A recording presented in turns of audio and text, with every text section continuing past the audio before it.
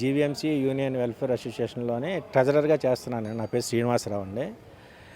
గత వచ్చిన కొత్తలో కమిషనర్ గారు మాతో చెప్పిన ఏంటంటే నిధి ఒక 9 నెలలు పేమెంట్లు మీకు చేస్తాను, ఒక నెలలోపు 9 నెలలు క్లియర్ చేస్తానని చెప్పారు.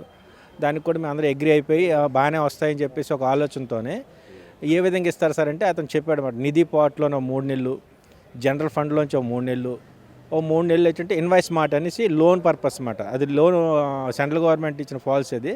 ఆ లోన్ పర్పస్లో ఇస్తాను అని చెప్పేసి అంటే ఆ విధంగా ఇప్పుడు 2 మంత్స్ ఇచ్చారు. జనవరి ఫిబ్రవరి ఇచ్చారు.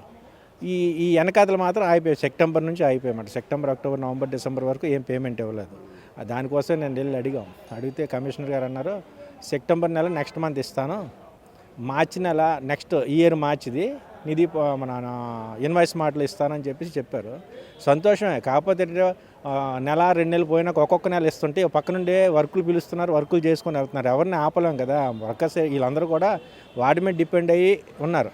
వర్క్ చేసుకుంటే ఆశ ఉంటుంది. టెండర్ నేను వేస్తే బాగుంటుంది, లేకపోతే ఇంకోటి వేస్తారు, అలా టెండర్లు వేసుకెళ్ళిపోతున్నారు. కానీ వర్కులు పేమెంట్కి వచ్చేటప్పటికి ఇక్కడ ఏలబడి చూస్తున్నారు, అప్పులు తెచ్చేస్తున్నారు.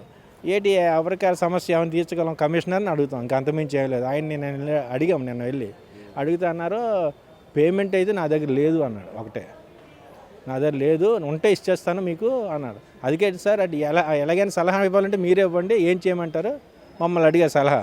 అడిగితే మాకు వర్క్ చేయడం తప్పించి పేమెంట్లు ఎలాగే వస్తారని నాకు తెలియదండి, మీరే చూసుకోవాలి అని చెప్పేసి ఇండైరెక్ట్గా చెప్పాం.